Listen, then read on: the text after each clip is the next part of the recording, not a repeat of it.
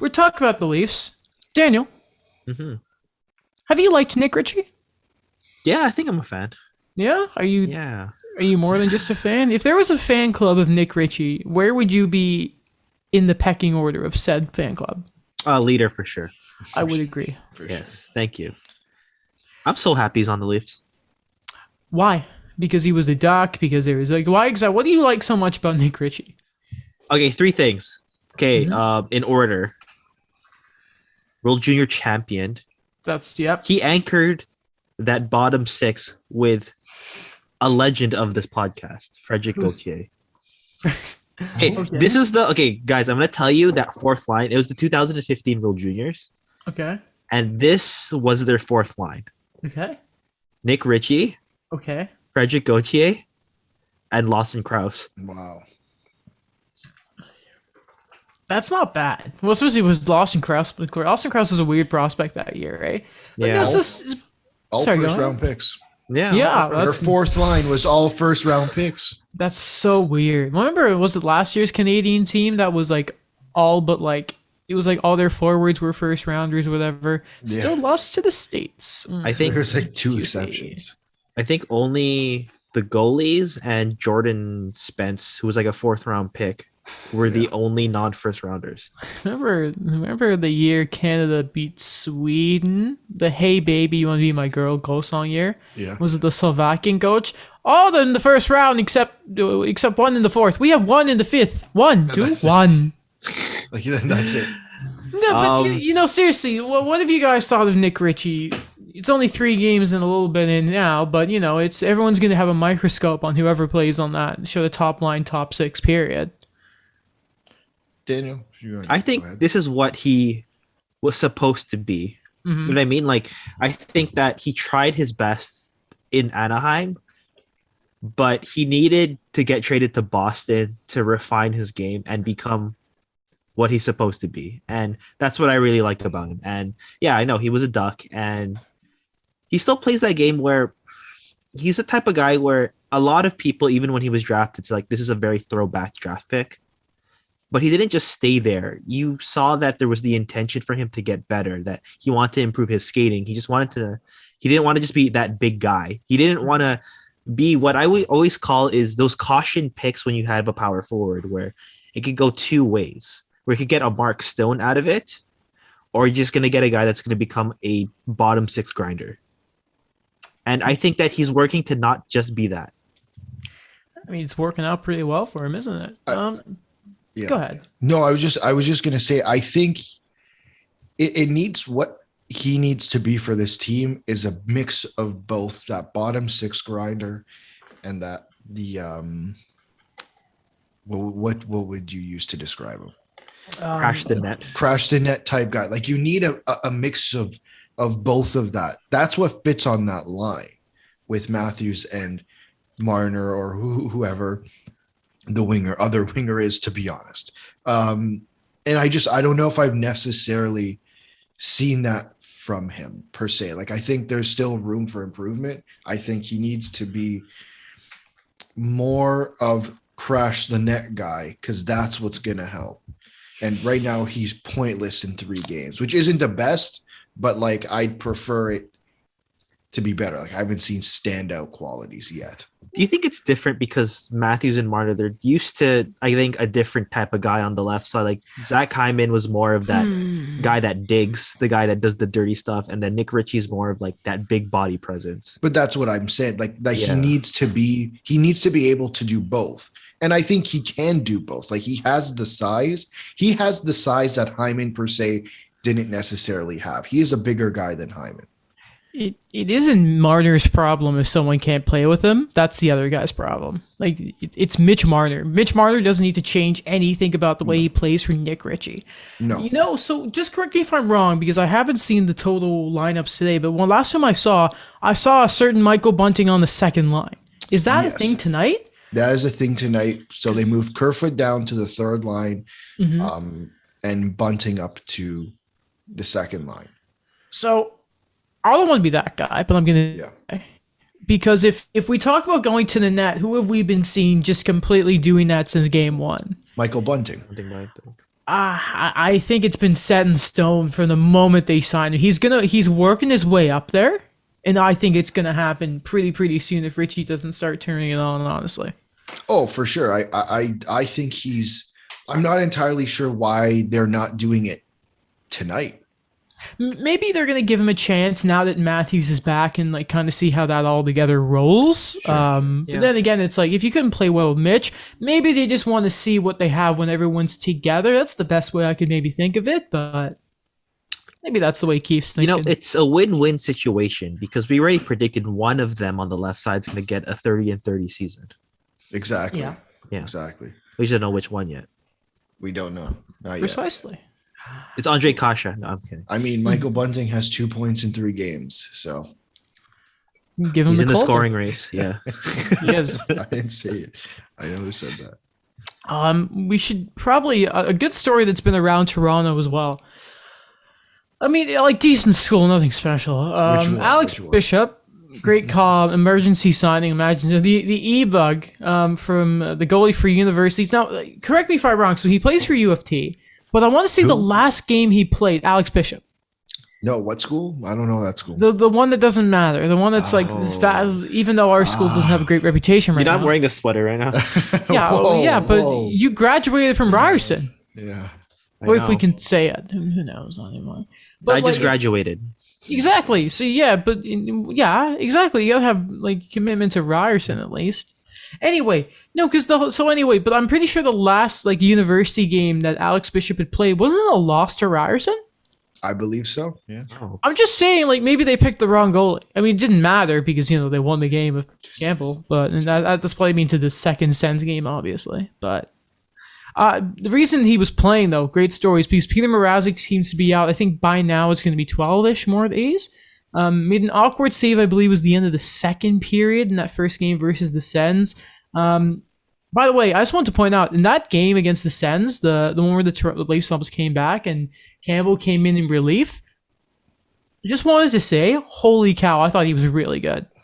Like coming into relief isn't always easy, and the saves that he was making was amazing.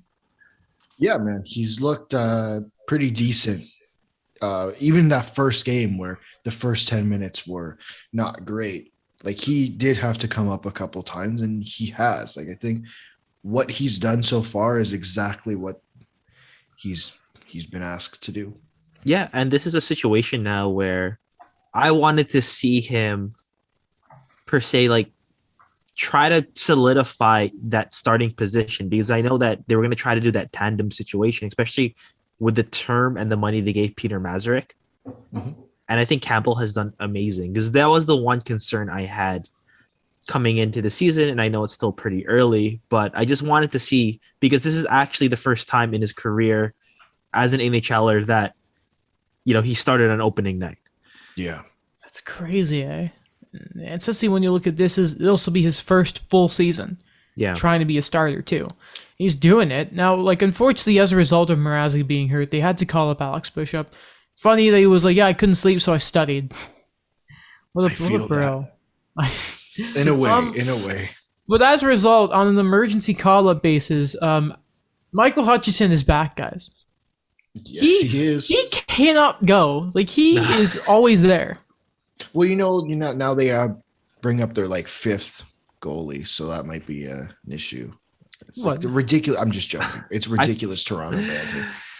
But yeah, like he just cannot leave for whatever reason, which is like he's a good AHL goalie. I'm sure he's great. He's a great guy for Ian Scott and Joseph Wall to be around. I'm sure he is. He must just be a really great guy. But sorry, like going off of that, because the big story around Toronto for some reason was everyone kind of ripped Toronto because they didn't have the cap space to call up Michael Hutchinson. Mm-hmm. First off, what's kind of been in the background lately, the no taxi squad thing Yeah. this season, and we've already kind of seen it affect a few teams, which was kind of like McKinnon seems to be trying his best to come back, but he keeps getting negatives. Alex, you pointed out positives. Sorry, yeah, positives. Positives. Negatives. It was a negative for McKinnon. Yeah. Hey. Yes, it is. I wish I don't mean to make a joke. I hope he's okay. Yeah, Love we you. hope he's okay. Considering I told my buddy to draft him with his like third overall pick in his fantasy draft. So I also did that. But okay, I really have to go to the bathroom, unfortunately. Okay. So Alex, just go in here because let's be quite frank here. Especially when Steve Simmons starts throwing up headlines, it's a bit in the ridiculous side. Oh, sorry, I really need to. That's okay. You also saw that piece. I thought I was the only one. I saw it.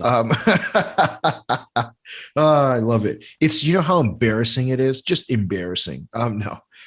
Listen, man, like I just think and I think you would agree with me on this, it's just ridiculous how we're having the same conversation over again about the cap. Like, I get it's an issue. I'm very well aware that the Leafs shouldn't. You think I'm happy that the Leafs had to sign a guy to an ATO? Like, no. Obviously not. That's ridiculous. Yeah. That's ridiculous. But I just feel that, everyone likes to say how biased this market is, but they're very easily against this market too. Like the same people. This is also happening in Colorado for similar reasons as well. Like the whole thing was Justin Holl was sick, so they needed to use Timothy Liljegren, but they couldn't put Justin Holl on LTIR or whatever because he wasn't COVID. He didn't have COVID. He was just sick. So they couldn't bring anybody up because no one else was going down. Like, that's what happened here. And other teams are going through it. I mean, like, the Leafs could have played without a backup goalie. That's always like, that's the backup plan, right? That's essentially the backup plan. That's what happened in Colorado with a couple guys being out to injury, suspension, COVID, a mix of things, and they couldn't bring a guy up. It happened in Vegas multiple times last year. Do you remember the plethora of trades they made to get Alex Pietrangelo? Yeah. And they played with less than one guy, like one guy down, more than enough last season where it's like, well, maybe there's an issue. Tampa Bay has Brent Seabrook on their books. When was the last time that guy played? 2-3 years ago? 2-3 years ago. Yeah. Like, how long was Datsuk and Zetterberg on the books? They're on the books for quite some time. Yeah. Like, I think Marian Host is still in Arizona, right? He's either up or he has one more year left. But like, it's ridiculous how we're talking about it team by team instead of, hey, maybe the cap just sucks. Like, I think it's ridiculous we're having the conversation about teams rather than the league. And like, to see a headline, Leafs cap trouble embarrassing for the team and the NHL. Yeah, it's embarrassing for the league because it sucks. Yo, was Alan Walsh here? I heard someone say the cap was garbage. Again, like, it's one thing I've mentioned too before where I like that what you said about, for what the Leafs are, you just love to hate them.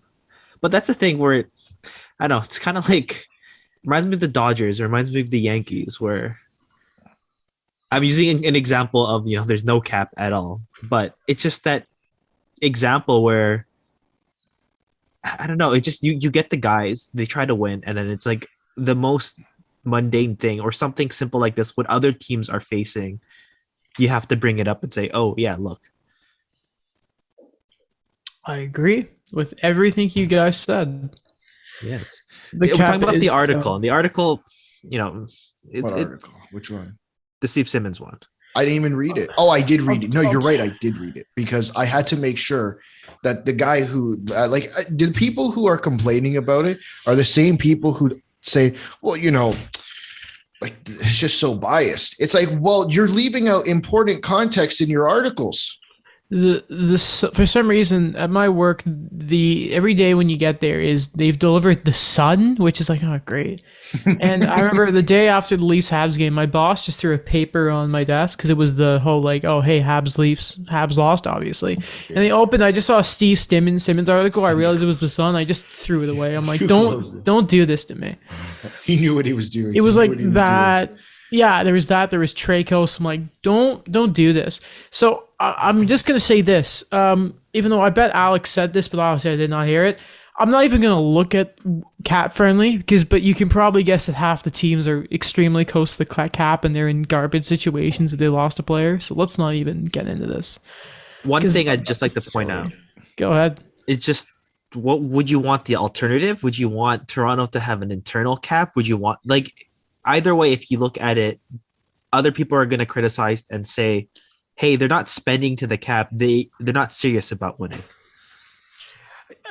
Yeah, I mean, hey, well, there's that. That's the thing with the Sens, right? Is hey, you don't spend money, so you're not trying. And we all have that sort of thing with the Sens, right? And no, we did talk about the Kachuk contract last episode. Yes, Yeah, we did. that's a different situation though. With Yeah, no, them. I Like, know. It just came to my mind though, but it's Yeah. but it kind of messes with the perception of your market, right? yeah, I think Like they had less than 9,000 people the last game.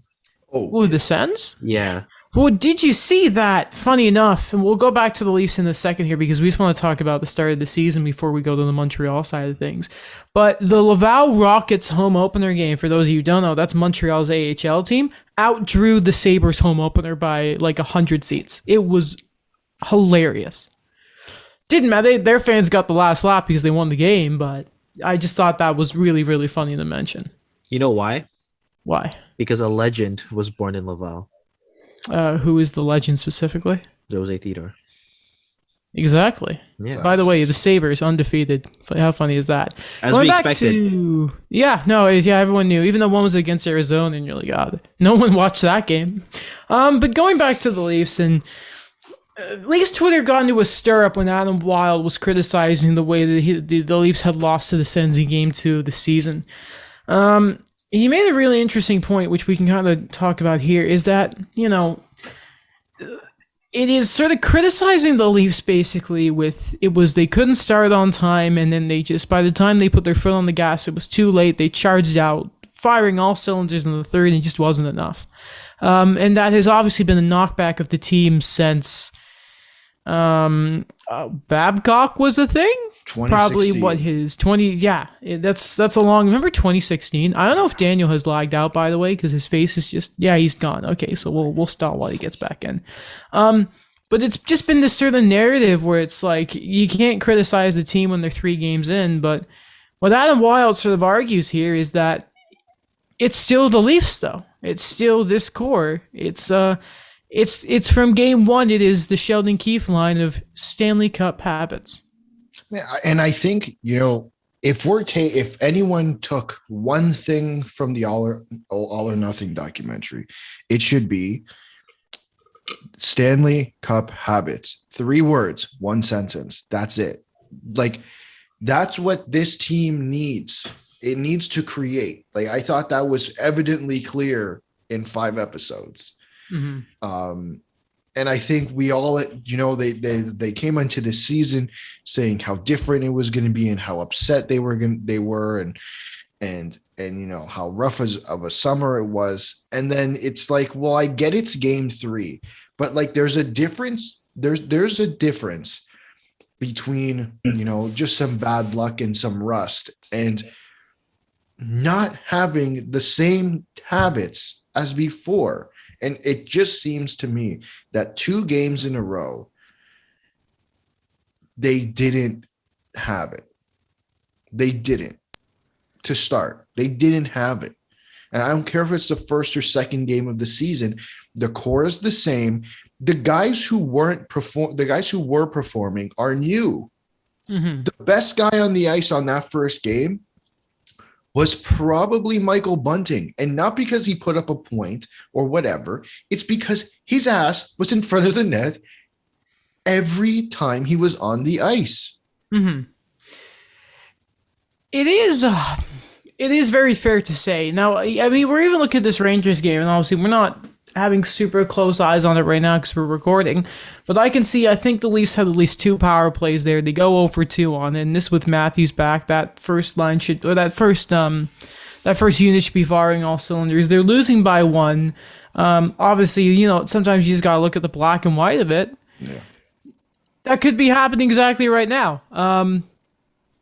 And there's a problem there. It is you don't win, forget just most games. You don't win in the playoffs by starting off in 20 minutes into a game. And we saw that in every single one of the 7 games against Montreal.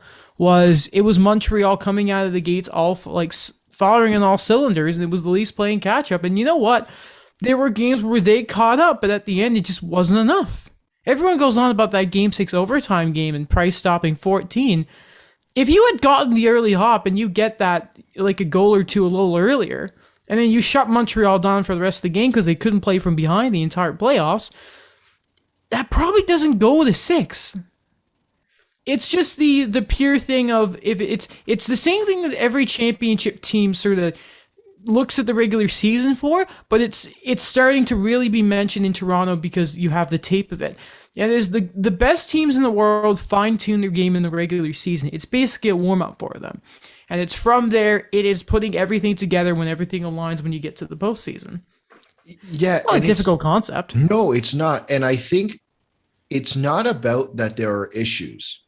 That's more than like, I think every team has their issues to start the season. There was no such thing as a perfect team, except last year's Tampa Bay Lightning. Like that's maybe the exception. Yeah. How good that team was. But with this Toronto Maple Leafs team, with the core of Matthews, Marner, Nylander, and Riley, and the addition of Tavares, it has been the same issue for 6 years. Since Matthews was drafted, it's a repeating thing in my head of Mike Babcock saying, we didn't start on time. We didn't start on time. We didn't start on time. Am I as angry as Adam Wilde? Probably not. Probably not. But that's because I just don't have that energy that he does at the moment. Good for him. But damn right, he has every right to be pissed off because it's the same thing over and over again of not starting on time. Like it's ridiculous at this point to say they're 24, 25 years old. John Tavares is 30, 31.